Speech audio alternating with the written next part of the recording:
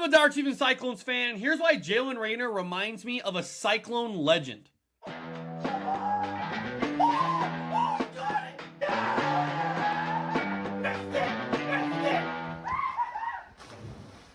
My name is PJ Cole. Welcome back to Cyclone Kingdom. The season previews roll on, so make sure you stay like and subscribed for all Chiefs and Cyclones content as we get ready for the football season. The quarterbacks of the Iowa State Cyclones for 2026 and 2027. What do we think of them? What do we think about this new era of what Cyclone football now is with Jimmy Rogers, Tyler Roll, and Jesse Bobbitt? The quarterback room, outside of other positions on the team, I think is one of the stronger position groups on this football team. Let's start with Jaylen Raynor. What Jaylen Raynor is, who he is as a player, who he is as a person, is exactly what Iowa State needed in this overhaul of the roster. When you think about everything that transpired with Matt Campbell going to Penn State, taking half the roster, taking Rocco Becht, taking Alex Mansky, the guys that ended up staying, the Connor Moberlys, the Aiden Flores, the David Coffees, they're important to this piece. They're important to this picture, and we'll talk about Moberly in just a second.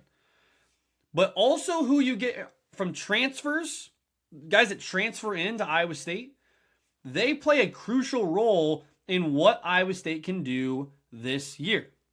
Do I think there's going to be this insane lightning in a bottle type of season? No, not this season. But Jaylen Raynor is the perfect man for the job because of a couple things. Number one, the guy's a gamer.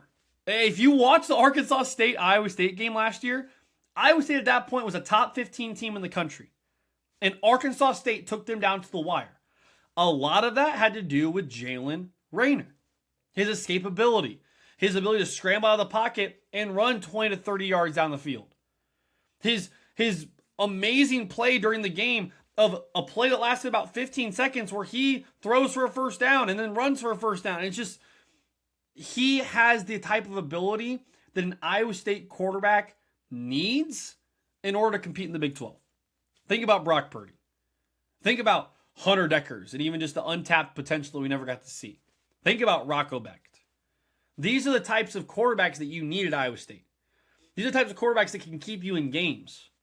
Now, the rest of the offense, as we'll talk about, I think has a lot of growing pains to go through. We had a chance to talk to Tyler Roll. If you want to go check that out on Cyclone Central, our exclusive Iowa State podcast. We had a chance to talk to him and ask him about the offense, and his main goal is what's going to help us win games. There's an identity that Iowa State's going to have to try to find with their offense, and Jaylen Raynor can help with that.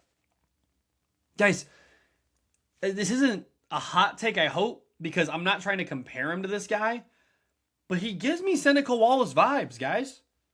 He gives me vibes of a guy that really transformed Iowa State and brought them back from the dead with Dan McCarney. Think about what Iowa had done to Iowa State prior to Seneca Wallace coming. Think about what Iowa had done prior to Dan McCarney coming to Iowa State. Sound familiar? Now, Iowa State's on a 4-game win streak or a 3-game win streak against the Hawkeyes with Jaylen Raynor coming in. But everyone's projecting them to be last. Everyone's projecting them to be one of the worst teams in college football. Everyone's projecting them to have a rebuild year. And I think it will be. But I don't think it's going to be this, they're going to be 16th out of 16 in the Big 12, and they're not going to be any good.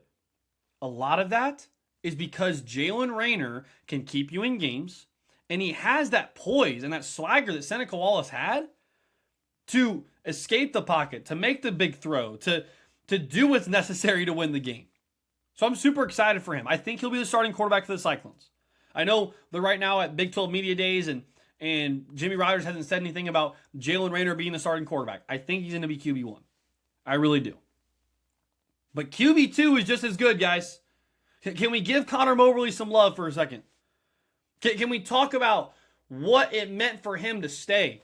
He was the most talented quarterback in that Cyclones quarterback room last year. I know Rocco Becht is great, and he makes great plays. Connor Moberly, from a pure talent and physique standpoint, was the best quarterback Iowa State had in that quarterback room. And the fact he didn't see the field more, especially after Rocco got his concussion, was mind-boggling. Because you're wasting a chance for a guy to prove what he's got for you. When Iowa State was out of the Big 12 championship race and out of the college football playoff race last year, you needed to play Moberly. I mean, there was a reason there were conversations being had about whether or not Rocco Becht is the guy after he got injured. Guys, he got blasted at Cincinnati. Like, absolutely blasted. And we just are going to act like that he was fine and that he even says now it was one of the darkest points of his football career. Let him handle that and give Moberly a chance. Because Moberly's so talented. I like Jaylen Raynor and his leadership and what he's going to bring to Iowa State. But if and when it goes badly, I would not be surprised if Jimmy Rogers turns to Connor Moberly and says, you've been waiting your time. You've been waiting your turn, young man. Go ball out. Because Connor Moberly's 6'4", 6'5". He's got size, guys. He's got that Josh Allen type of size. Now, his talent level is completely different. I get all that. But when you look at a Josh Allen, you look at these guys that are bigger quarterbacks. They have abilities. They have talent. They can run you over. They can throw over the top of you. Connor Moberly hasn't been given a chance yet. And I wonder, with this new 5-5 rule, if he'll ever be given a chance at Iowa State. Because I think Raynor's going to play well. He could potentially come back for his ultimate senior year for a 5th year if Raynor wanted to. So Moberly's clock is ticking. But I want him to be given a chance at some point or another. If Raynor's having a bad stretch of games, if he's turning the ball over or whatever, I want to see Connor Moberly in a football game this year. Even if it's in garbage time. We've seen it a little bit here and there, but we didn't really get a chance to see his full potential and full ability.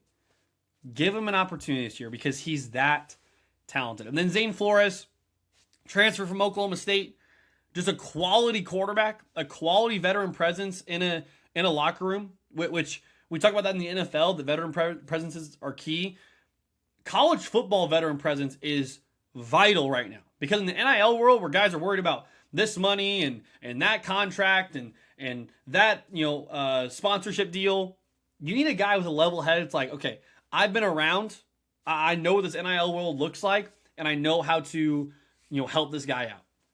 Jaylen Raynor can be that. Zane Flores can be that. Connor Moberly's getting there in terms of his age.